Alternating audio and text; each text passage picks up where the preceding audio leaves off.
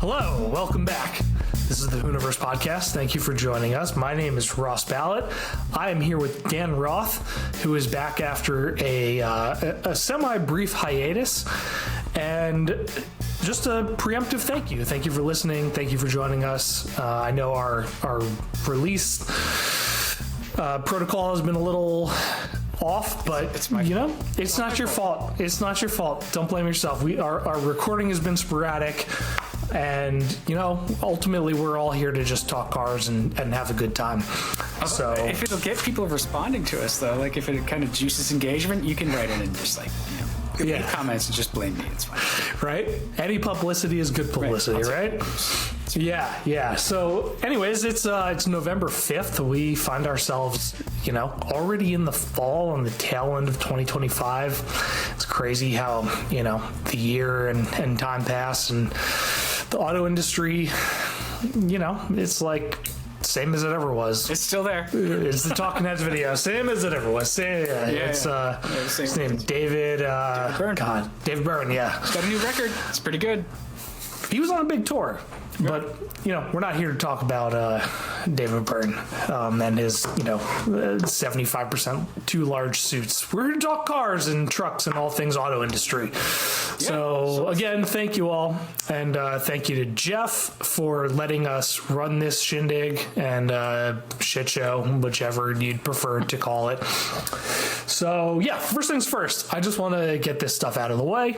And by get it out of the way, I mean I want to talk about it because I have fallen again head over heels in love with my Lexus GX, and I wrote about this on Hooniverse, and there has been. I mean, can you see that, Dan? Yeah, it's a nice GX. What are the Are those Hellas or what are the lights? No, so the lights are Light Force. That's a long time ago edition. I've been working on, actually, as of a couple of days ago, this has been a 4-year project, which for me is basically unheard of. I was the resident turn a car over every few months guy in Hooniverse. But I've had this GX for 4 years now, and I goddamn, I love this truck. So the most recent updates to it have been, number one, the suspension, which I will attempt feebly to share a picture of.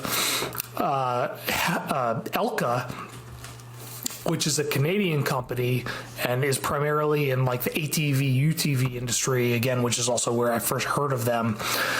They're dabbling more in the full-size world. So they sent me over a set of suspension to test, and it's remote reservoir, which as a kid growing up looking at 4x4 and off-road mags, having remote reservoirs on your own vehicle is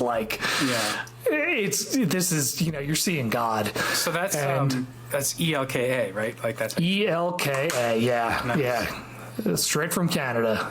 And we were trying to work out the shipping right in the middle of all the import-export tariff nonsense, which was its own can of worms.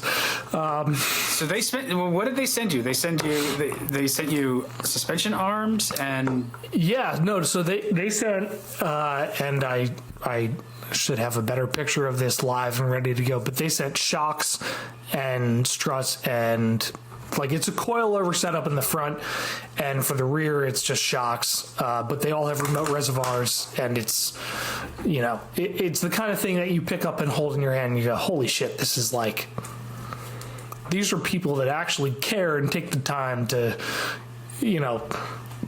look after the stuff they're making. And I don't say that as somebody who's reviewing it because they sent it to me, because God knows there's been a fair share of stuff that's been sent to me to review that I've kind of just shit on, but it's quality stuff. I worked in manufacturing for a while. I know what quality is and isn't, and it rides great, and I'm so far very happy.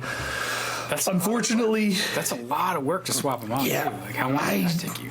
I was sick, and also I had back surgery a few years ago, and decided that it was better subbed out to a shop. Okay. No shame, No, Like, look, man, you know your limits. Yeah. I have 2 kids, and I have 3 or 4 jobs depending on what week it is, and I was like, well, there's somebody probably better to do this than me. support your local economy. That's totally fine.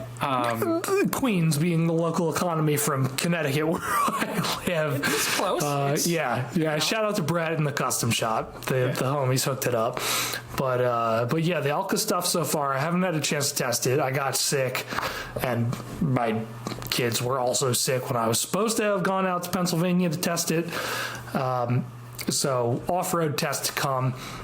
But it has been awesome on the street so far, and a huge upgrade over what I was working with. And the other, I have 2 more things to plug and just show, because I'm so happy with it, and because nobody thinks a Lexus GX can be an off-road rig. And I know I've talked about this before, but Toyo sent tires, Open Country RT Trail, and Wheel Pros sent over the Heritage ProComp Heritage, which makes the Lexus look like a retro off-roader, and I fucking love it. Yeah, no, it looks sharp. I don't understand why people don't think it could be an off-roader. It's a 4Runner. Because there's an L on it. So it's a 4Runner. It's a Land Rover. It's a Prado. it's what does it have? 2 UZ or 1 UZ? I can't remember. It's a 4.6. It's a 4.6. Yeah. So that's the 2, because the 1 is the 4.7. Yeah. All right. That makes sense. That is just built like a brick shit house. There's. Yeah, dude, I will have to try to kill it. It'll literally outlive me, because I drive 2 miles a day between going to daycare, a mile and back. Okay, and second shout out, just because I'm trying to cruise through this, Hamilton Motor Company, and can you still see my screen? Just because I can see your GX still. Okay, excellent. Hamilton Motor Company is a company based in the Carolinas, a local-ish company that is doing retrofit type kits for, I know it mostly for Toyota products, but basically they make this setup that transforms pre-CarPlay Lexus GXs into what Lexus finally did in 2022, because 2022 was how long it took them to put fucking CarPlay in a $60,000 truck, and it's a full center console replacement. So from these knobs down to the Lexus logo on the CD player, and it's install, you got to take the center console and most of the stuff out, and it's bare. But it looks and feels inside now like a 2022 to 2024 GX, and that's awesome. Yeah. It because I drive, and I'm fortunate enough to drive so many new cars that have CarPlay and have all this modern stuff. It just makes my own vehicle feel like it's current, and it's not. It was built in 2017, and it dates back to a vehicle that was first launched in 2010.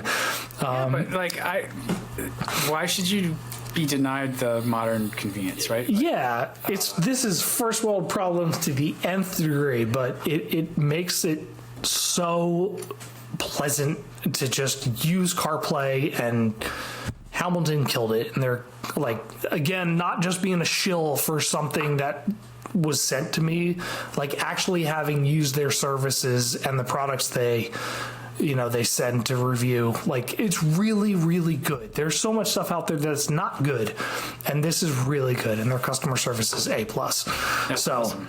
So that's my GX update. And do you think they're going to make a kit for GM owners? Given that GM is taking it away from everybody, it's probably a little harder. Probably eventually, and I've had a couple of those vehicles that didn't have CarPlay. So long story short, for people listening, General Motors against basically every auto industry person's recommendation decided that they would be better off creating their own interface and UI and not, buying CarPlay for all the cars they make. Because that's what they do. They buy CarPlay. They're buying a service to introduce and include in the actual production of the vehicles they sell. And for a lot of people, it doesn't matter. There's a lot of people out there that don't use those. But Dan, you tell me if I'm wrong here. Every time a company has tried to replicate that on their own terms instead of just buying the tech from the company that originated the tech, it has gone terribly. And they've ultimately ended up doing the opposite. Yeah, no, I think you're right. And I think the reason why is... there's a lot of reasons why, actually, like why they make that decision. But the reason why it tends to fail is auto has this idea that they're still like, it's still 1955 and they're like the biggest industry, in the States.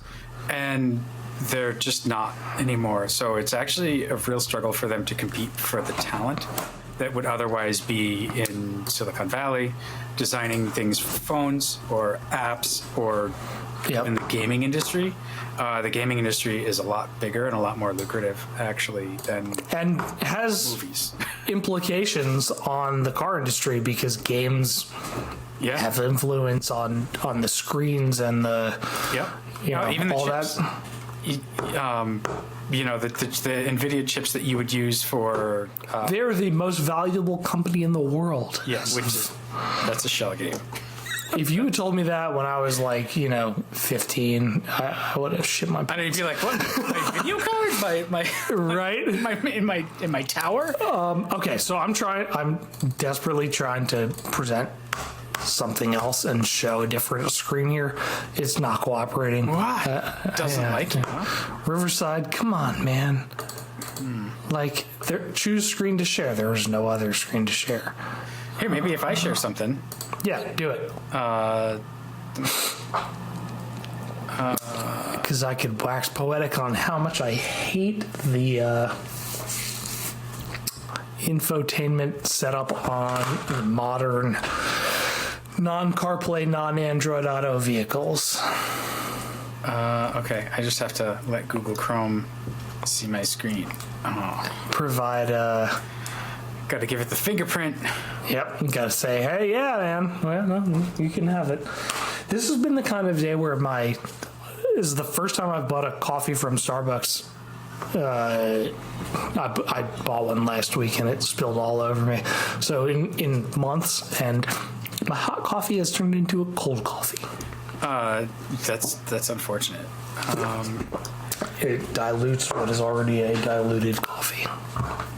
Here, I will share. Okay, so there we are. There's the dashboard. Can you see the dashboard? Nope. I still see my truck. Oh, Christ's sake. Riverside, you're fucking up. Calling y'all out. Weird. Okay. So I just stopped sharing and still back to your truck. What? So if I click stop presenting, nothing happens. If I click present something else, nothing happens. Wow, that seemed bad. You want to keep going, or you want to? No, you want to stop? Oh, there we go. All right. So the next thing we share better be important. Yeah. So anyway, looking at these products too, did they send you the remote reservoir shocks with the adjustable compression and rebound and all that stuff? That's a fancy setup. It's fancier than any suspension setup I've had on any vehicle I've ever owned. It does look like good stuff. I was poking around their website. Elka's awesome. They've always been awesome. I meant to buy suspension from them for my ATV. I had a Kawasaki Brute Force 650 for 14 years, and every time I went to buy suspension from them, I was like, but I only ride so often. And then it was like, but the suspension is going to be worth as much as the quad, and I just can never do it. Yeah. And I love that they came full circle, and now it's you know, they're doing curated stuff. It's not just like a, you know, here's everything, everybody can get whatever they want for whatever car they want. They're actually like looking at vehicles and doing stuff based on consumer need. That's cool. And that's pretty cool.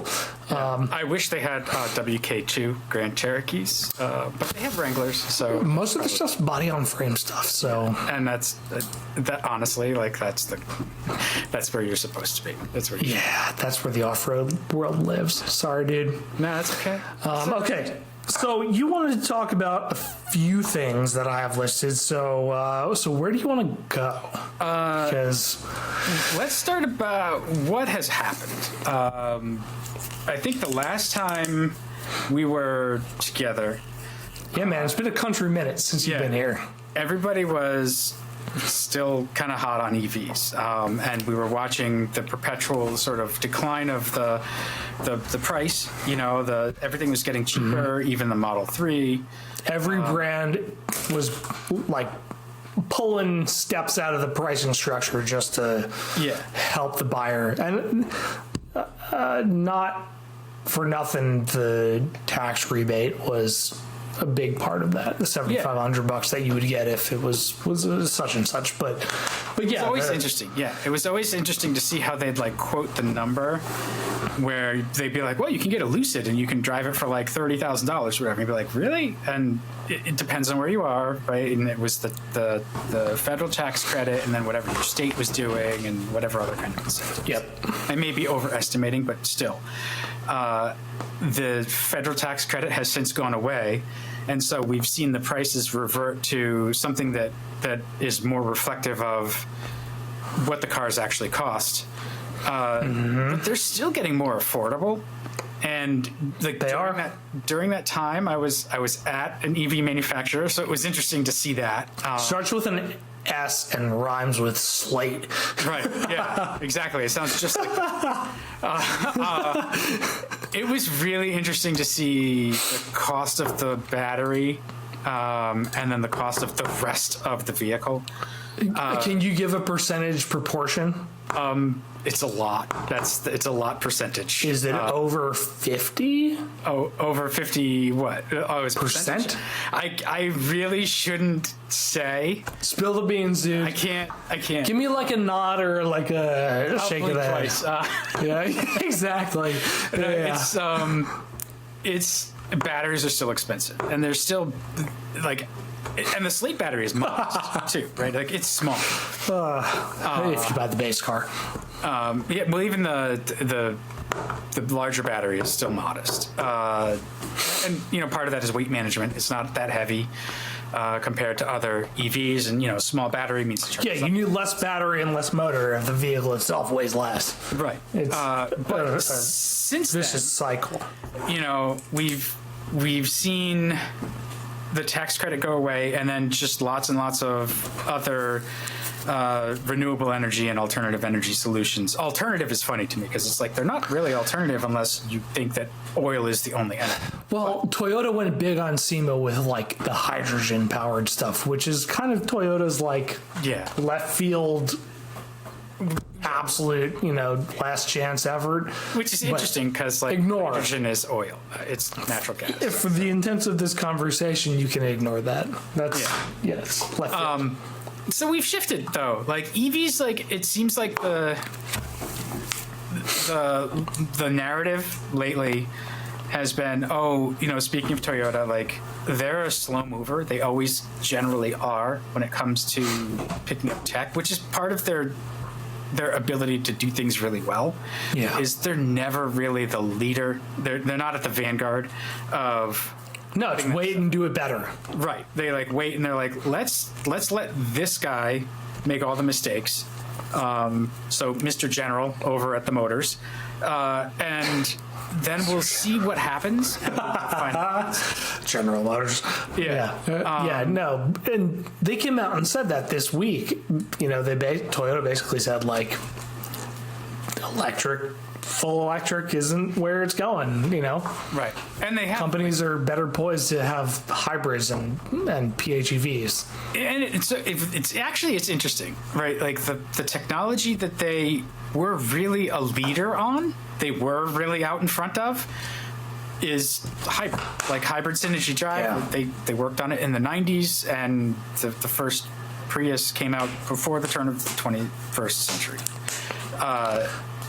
And it's very good now. It's very refined. It's Yeah, continue. I drive a 4x8. Which every time I'm at a gas station and I hear a 4xe pull up to get gas, I know it's a 4xe. I just know. That's good. They did their audio branding did good. It's more the electric drivetrain having a confusing relationship with everything else, but we can talk about that in a different show. I will say, like, I love the WL, but it is a clumsy hybrid, and I really dislike the sound of the GME engine. And for something that is so expensive, it does kind of piss me off. Listen to that stupid engine. In our chat for Hooniverse, when I guess would you call it the WL2 that Jeep debuted? Was that last week with the revised fascia, new motor? It has to be called WL2. It'll be interesting. Nobody called it WK2 until it was after the fact, Yeah. Well, WK2 was like. That was a significant upgrade. It got the independent rear end. It got the Pentastar. That was the 2011 big update. WK goes back to 2005, something like that. So no, it was a couple years later that the SRT got the 8-speed instead of the 5-speed. But yeah, 8-speed. We digress. In 2014, I think.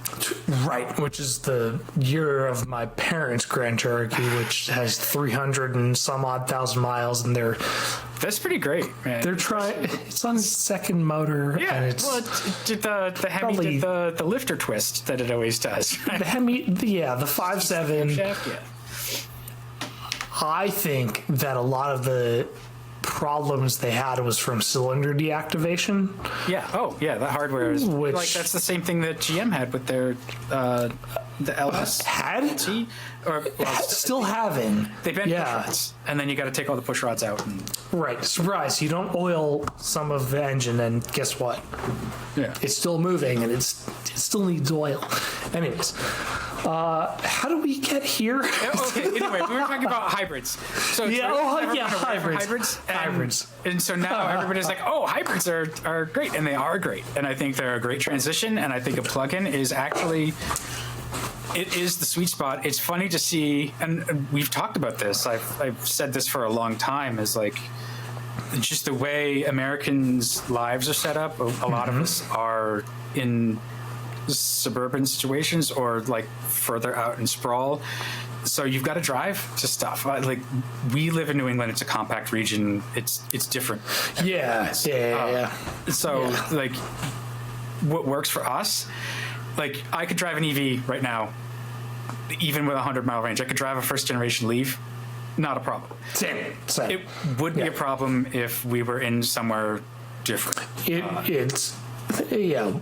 One does not cover all is basically is what it is. So while people talk about the plugins as you've got two powertrains and it's just kind of an inelegant solution, I'm like, yeah, it is and it isn't though. Yes, to a degree you do, but if it was just a hybrid, it would still have all that stuff. It would still be very fuel efficient, and really all you need to do is make the battery larger, and in now modern batteries are much physically smaller than they were 15, 20 years ago.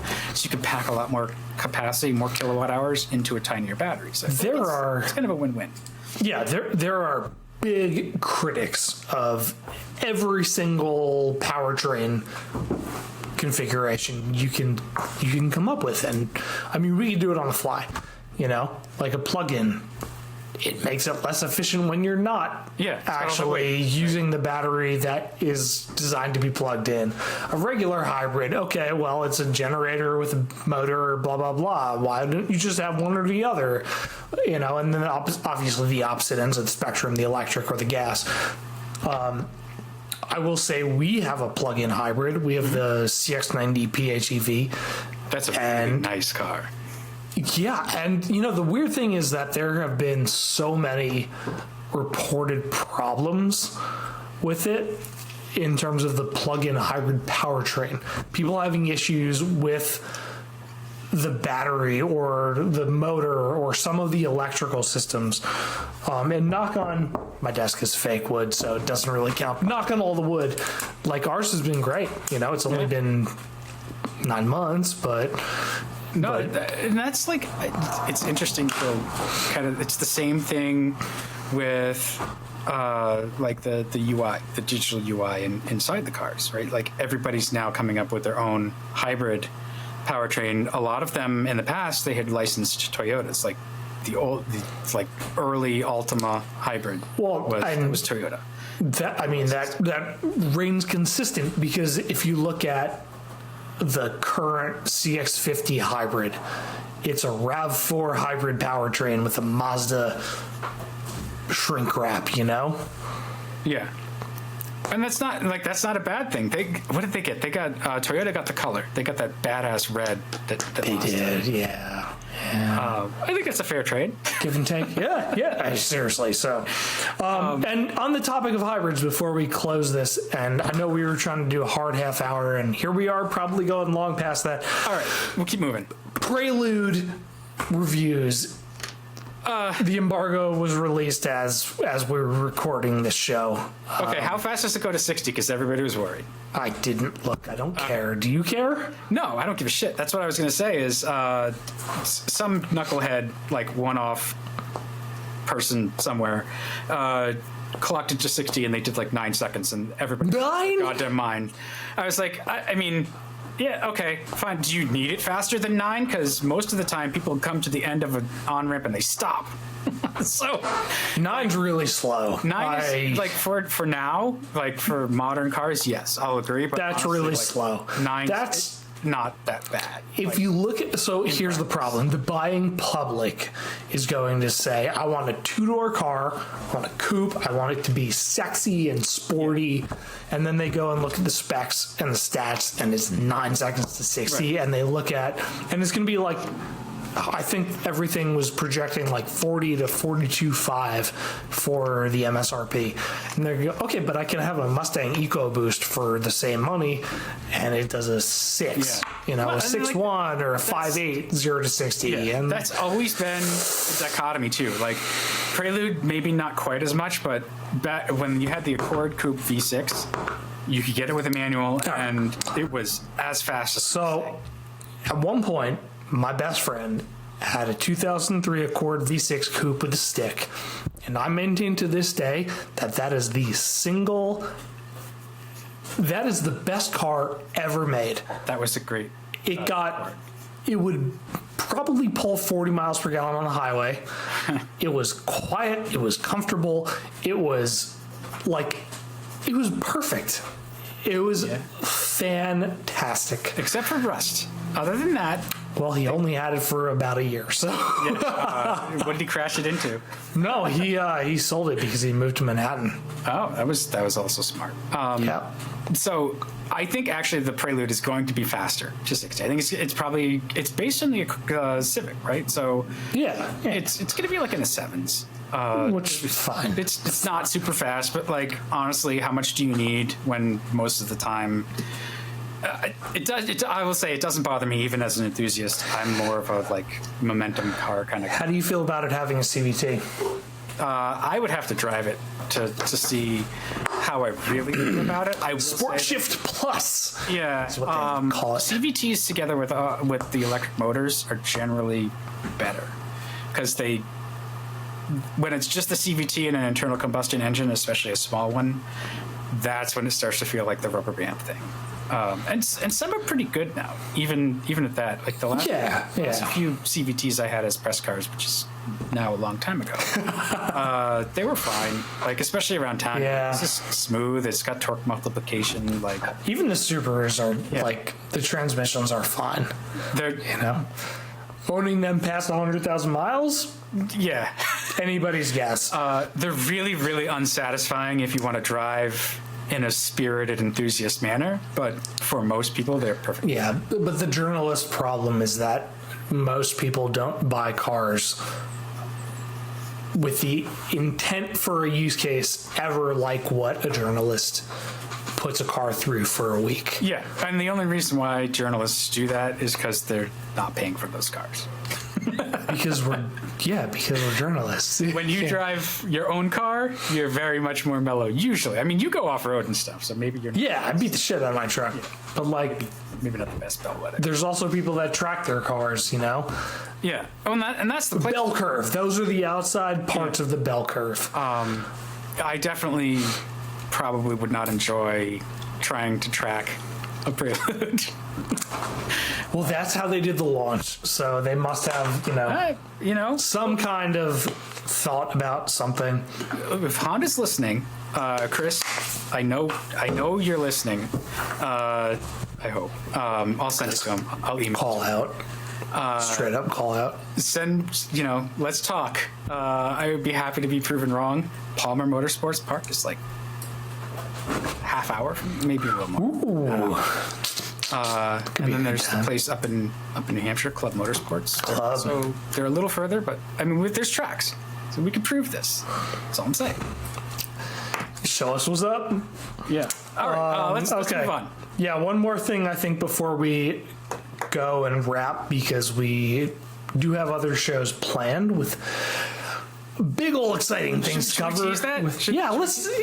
I mean, are you planning to get this out? Yeah, let's try to finish this thing out. We have a big guest in a YouTube channel that is doing an enormous comparison test, and by enormous I mean like the heaviest hitters of the year as far as sports and performance cars go. And how do we actually want to tease this? I mean, their channel starts with an S and rhymes with savagegeese. Is that a tease, or is that just like a deliberate? I mean, it's kind of like, hey, they're going to be on the show. They were actually supposed to be on this week. They were supposed to be recording with us right now, but they are editing a comparison test, which they posted on Instagram. So I'm not blowing up their spot, but they had the GT3 RS, the Mustang GTD, and the Corvette ZR1 in a Camaro. So they are coming on to discuss that and tell us how poor we are. This is important. Look, the GTD dropped like when I was at Ford. They released. Is that long ago? Holy shit! Well, it was 24, early 24 when they first revealed it. It was just like, it blew my mind. Like, this is great. This is fantastic. Like, it doesn't. I get what they're doing, but it's like, okay, so we pull a body in white out of Flat Rock and send it up to Multimatic. Right. But like the engineering and the way they all worked together, it's a Halo Mustang. And it's a Halo Ford. Yeah. The amount of engineering that went into that car. And just, I love the push rod rear suspension and everything. Yes, the window into the suspension from the rear seating corridor is pretty awesome. Yeah. Like, do you think it's? So I have a theory. I think the GTD is a stopgap between the third gen, or I guess it was. How do you classify it? The 2017 to 2022-ish era Ford GT with the twin turbo V6. The lineage before that being the Ford GT, the 2003 to 06 was it? car. Okay. I thought it came out in 05. But. With the supercharged 5.4, I believe. Yeah, I think so. I think you're right. My friend, the modular engine, where they were like, we're going to just put every single size of bolt and screw on this thing because you bought the whole toolbox. You're going to use it. Yeah. So my theory is there's another one coming in like 28-ish, and this was the stopgap because they haven't developed another platform for a Halo car like that. So they were doing a Halo Mustang in the interim. I don't know. I'd be interested to see what that strategy is. Like that, it's a little bit walled off from the rest of the company. That was Ford Performance, and now it's Ford Racing. They kind of developed that stuff sort of on their own. And really what I understood with the GTD and, the Dark Horse and that stuff was we're going to go racing a lot more because it coincided with they really turned up the heat on racing everywhere. They basically want it to be like any weekend, anywhere. There's Ford Racing, and the Mustang is definitely the platform that it's just the widest appeal. So that makes sense. They're also they're in F1. They've rejoined F1. I don't know that they're really doing anything other than brand partnership, really. Supplying the engine for 26. Okay. Yeah. So that's not developing a platform like you're talking about. We'll see. And I don't think an F1 platform really translates to street cars anyway. No, it translates in you potentially have engineers that you can hand back and forth. Yeah, and they do. I'm sure they do. And racing is amazing for training engineers who then go on to do really great things at the everyday side of the company, because it's just that pressure. Like, you've got to be on the track, you've got to solve it, fix it. We don't have time, we don't have money. Like, what do we got? It makes you very creative, and just that sort of cross-functional team leadership thing. So those guys who go over the racing. The racing programs, they come out, they're very sharp. Meanwhile, you have all the underserved folk in Bowling Green that build all the engines and whatnot for the Corvettes that never get any done unless they buy one. Yeah. I mean, it's soul sucking. Yeah. So as an example though, right? There's a lot of ex-Viper team people, original Viper, and then SRT. A lot of people from that team, or at least a sizable number, are at Slate. So I think that's just the grassroots mentality. We're going to do something, and nobody else is going to do, and fuck up their shit. It was just an interesting through line to pick on. Was oh, hey, that's really neat. The CEO of the company, one of her first teams was the SRT team, the Viper team. And I can't remember whether it was her first job or whether it was when SRT was diverted from being part of. It was the 90s, early 90s. It was original Viper. Okay, not 2013 or whatever when they were guess what? SRT is going to be its own brand. Yeah. No. I mean, she was at Chrysler then too. And so that early 90s, mid 90s Chrysler though, they had Lutz, who led the Viper team. Yeah. Say what you will about him. All I want to say is they had an $80 million budget, and they produced a car for an $80 million budget. Right, and the budget for the Lexus LS 400 was $1 billion. Right.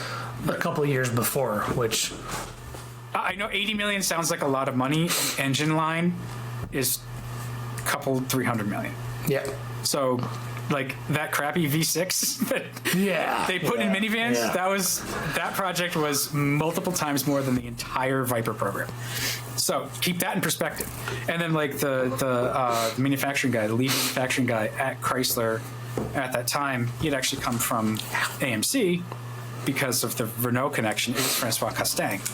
And he really learned how to be effective and sharp and fast through the Renault F1 program in the 70s and 80s. So, sorry to derail us on that, but No, you're good. You're good. I would not be surprised if trying to get a cough drop Ford on the side. had something else on their on their mind. You can. There's room for it. There's room for Mustang-based stuff and something else. And if you look at the pricing strategy, I mean, yes, a factor for inflation, but the 2000s Mustang GT was like 150, and the recent one was in the twos, and now, yes, the Mustang GTD was 350, right? something. Yeah. But inflation has been a lot less kind since the last GT. So I think if they were like, guess what? We have a $500,000 Halo car. It's got the GT 500 engine because that's what they're, pushing now. Not so much as, it's crazy, but almost 10 years ago that it was all EcoBoost. Then, hey, there they are. Okay, last topic before we close because we're well over time. But it's been good. It's been fun. It has been fun. It's been nice to have you back. It's long overdue. It's good to be back. Although, again, I apologize for being so slow to get everything else out. It makes. You're good, man. Drop the ball. Hey, we're all doing this for fun. It is fun. This isn't our day job. No, Jeff. Poor Jeff. Poor Jeff. Yeah. We'll have him on soon. We can talk about the trajectory of the life of a SoCal auto journalist. You wanted to talk about the alleged manual transmission conversion kit for the C8 Corvette. I mean, just a little bit, and it showed up at SEMA, and SEMA's got some cool stuff like, hey, Scion's back, which I thought was funny. Scion's not back. There is a concept UTV branded under the Scion name. When? I mean, so that's a couple of things, right? Like that's trademark protection. So now they've released something with the name. There's no stakes to it. They don't have to do anything else for another X amount of years, right? They can point and say like, we still own the Scion brand. Yeah. I don't know. It's weird, like how big business does that. Like you think it's just like random fun stuff, and you're like, no, that was a strategic, like businessy move. But right. It's still a better headline to say Scion is back. Oh yeah, God. Scion is back. Surprise! It has nothing to do with any Scion before it, but we have to do it because if we don't, we lose the trademark. Or at least it's just an easy way to protect it. And you get some headlines. Like, it was brilliant from a PR and marketing perspective, earned media. Good job, guys. Yeah, well done. And the C manual thing, I thought that was really interesting because I really like manual transmissions in sports cars. I know they're not the fastest, but I'm not there for the numbers. Like, I don't like Excel, so I don't want a spreadsheet. I want the experience, and it's the flappy paddle thing. It's okay, but there's just something that you get from the coordination. It's like playing an instrument when you're, driving a manual transmission sports car. You clip apexes and things. You heel toe, et cetera, et cetera. Like it's a skill, and it's fun to practice a skill. Maybe it's kind of like the ADHD brain, right? Yeah. It's just like it gets all your limbs going. I mean, no. But it's cool that Tremec developed a manual transaxle that drops in the same physical package space as the dual clutch that's in the seat. Yeah, so you have to remember, it's when you're sitting in the car, it's behind you at the actual back end before the axle splits and goes to both tires at the back, which isn't what the common transmission setup is for really anything. Except the GTD. Yeah. So they shoved okay. And actually, I can't remember whether that's also a Tremec transaxle. I can't remember off the top of my head. It might be. There's not that I think many I'm searching with my screen sharing. So You are. it is an 8-speed DCT, and it is built by Tremec. Yeah. It might be the exact same gearbox. Well, for the C8 and the GTD, you mean? Yeah. Maybe the internals are different, but the same basic design.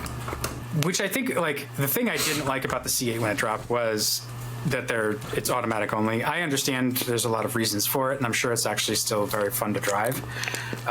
It is. I really hated that center console with the bridge thing. It's terrible. Is it bad? I was like, it looks God, they got rid of it. It is unusable, and I've had 2 C8 press loans, and the first one I was like, I'm going to do everything I can to get used to the fighter. They call it like a fighter jet center control thing. I was like, I'm gonna do my best. Couldn't get used to it over a week. The rest of the car drives better than it looks, because in my opinion it looks terrible, but yeah, the way they designed that divider between driver and passenger to have all of the controls that you need when you're looking, if you're doing 70 miles per hour on the highway and you're looking forward and you want to turn on a heated seat, guess what? You have to look like down towards where a cup holder would usually be. Oh, so you've got to be like, which asinine? Like, no, that's dumb. Just one of those things that they probably looked at and they're like, this is really cool. It looks really cool. And then they drove it and nobody had the, gusto to say, we should not do this. Yeah, it's crazy how it always feels like they come up with this stuff and they don't actually like try it. Or like, especially with Corvettes too, like they don't put on their jean shorts and their white New Balance and like get the old suit and get in the car and try. Yeah. But ergonomic design aside, like, so this transaxle is designed to be shifted by cables. So it's two cables that move the shift forks. So it doesn't preclude installation in the Corvette. It doesn't mean that it's right for it. Like, if you were to take this and you were going to make a racing-only Corvette off-road or something, you could absolutely use it. You'd have to strip the interior, and it would be, on the cage or something. You could definitely mount the shifter, remote shifter. But so the big question that I have as somebody who works in marketing is there a market for this, and do people actually want this? Well, this is my question. Yes. So it's like, why did they go through the trouble of engineering this? Because Tremec engineered it. Take all of this for the internet's reliability and what it's worth, but apparently the Chevy lead engineer said that the manual take rate on the C7 Corvette was, you want to guess? It was like 15%. Right? 15%. I saw the quote. Oh, you saw? Yeah. Sorry. 15%. And he said every year it went down. Yeah, which means if you're selling cars and your goal how many is Corvettes to, should they sell per year? 40,000? let's see. I think that would be high. But so 15% of, say, 40,000 or 30 something, like that's not that many cars. In 2020, And that would be the C8. C8 came out in 2019, right? Wow. yeah, 2019. Nope, that's Canada. Disregard that. They sell Corvettes in Canada? They like that? The peak that I see is they sold 34,000 in 2023. Okay. So 15% of that, I cannot do the math off the top of my head, but that's what, like 3. Well, no, that was C8. So 2019 they sold 18,000 That's Corvettes, which that's not that many cars. 15% of that is 2,000 10% of cars. it's 1,800, right? And then half of that. Not good. Not good. Not the kind of thing that would, if you're in the position of justifying the sales of a car with the stick shift option, that would make you actually do that. Also, don't forget when the C6 C6, Jesus. I'm dating myself. When the C8, I had a C6. When the C8 came out, the Corvette was also alongside the Camaro, which was very easily available with manual in both. Oh, I see what you're In both 8-cylinder and 6-cylinder configuration, and eventually, I think there was a 4-cylinder. Maybe. Was there not? I don't know. I don't know. It's Dude, whatever. Or no, maybe that was just the. Yeah, no, you're right. It was the 1LE. What the? Yeah. Okay. All off in the weeds. C'est la vie. Okay. Yeah. I think we're like really like pulling at things here. So maybe it's time we. Well, what are you thinking though? Are you thinking that they're going to make a cheap one with a manual? Like cheap based on C8 parts? No. Or like a cheap something based on C8 parts? I think that would be weird, but... I would love to see Chevy do something to compete with the performance of the Mustang and the price of the GR86. Oh. And the Miata. That would be pretty great. But if you put your business person shoes on, that's not where the money is. No, it makes me wonder if they're... Part of the issue is for GM to sell the car with the manual. If you're going to sell 2,000 cars in a good year, you still have to go through the millions of dollars of expense for all of the fuel economy certification, all of the emissions, all of that stuff. And tooling and purchasing and shipping to get something else from a different vendor to bring in to something that you also have to go through all of the actual steps to selling a car to sell. Yep. And instead, what you can do is almost like they did back when there was like the ban on racing after the terrible, in the 50s, there was a terrible crash and the big three were like, we're going to back off of racing for a little while. Yeah. And then they came back into it. But they had sort of like quietly supported privateer teams. And I wonder if this is one of those things for the motorsports guys who will pay for the part. It's not going to be a cheap transaxle, but if they worked together with Tremec to develop a cable shifted version of this same physical package, well, then they can offer it through what is it, GM Performance or whatever? Like, what's it's GM Performance parts. But I will counter that with saying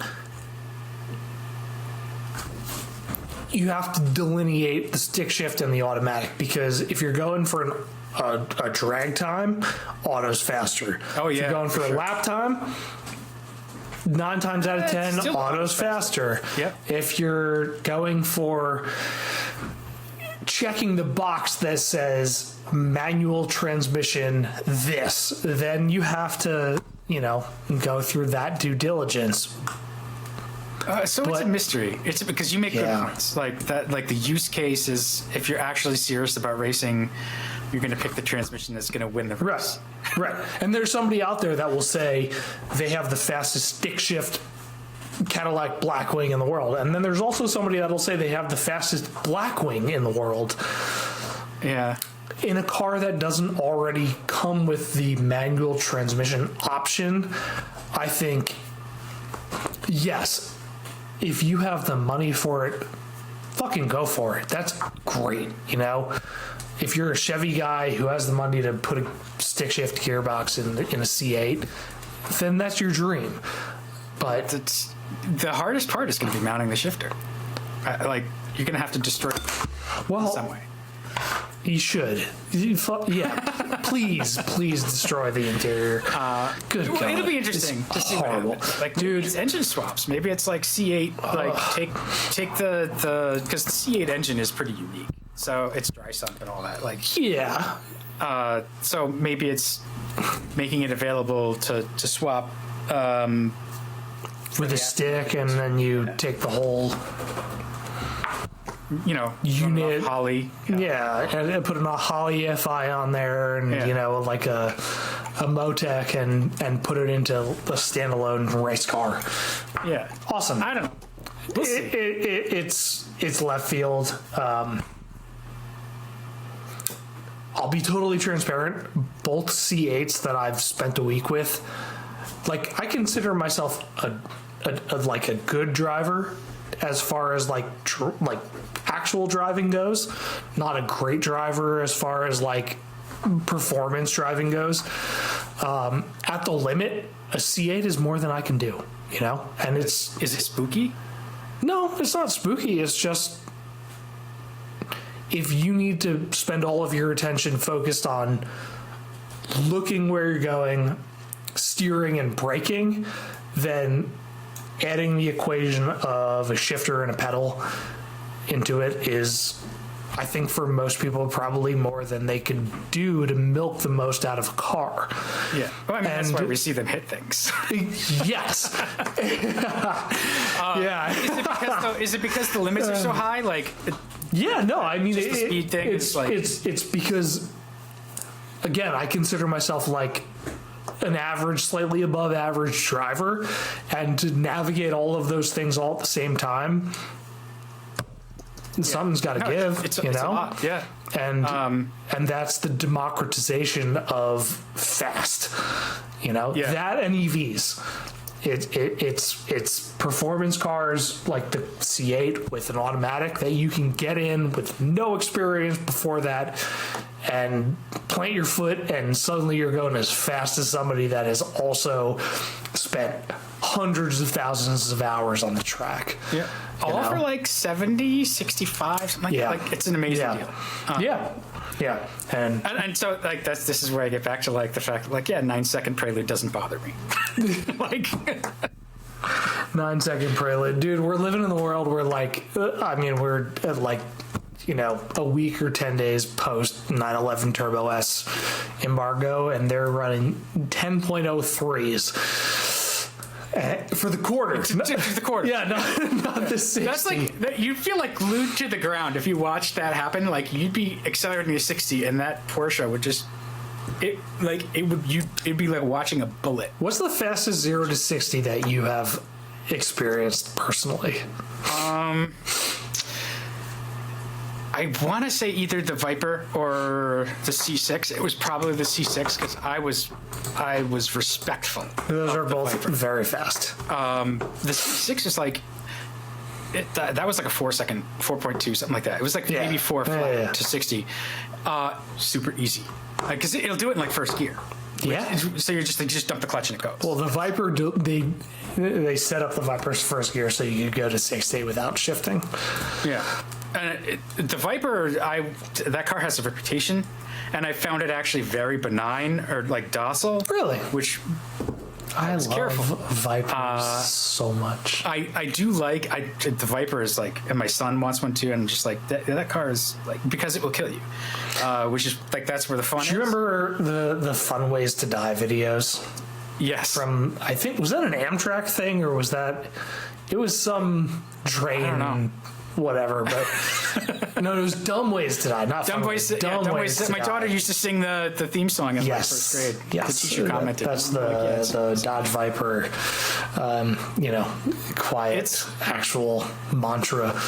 But I mean, 4 seconds to 60 is fast. 4 is fast. Like really and I know that like fast. a lot of cars do that now. That was 993 turbo territory back in like that's very fast. And I'm looking at my list of press cars, and I'm like, okay, so Defender Octa sub 4 seconds 60. That's great. 2025 M5. That's like driving that's like a garden shed. Dude, but I'm just looking at stuff I've driven this year. You know, M5 Touring sub 4 to 60. Let's see, Range Rover Sport SV Edition sub 4 to 60. M2, big. BMW M2 sub 4 to 60. Okay, so the M2 is the one that like doesn't surprise me. Everything else, or the M5 Touring too, but like everything else is like there's no need for. Okay, yeah, Blackwing,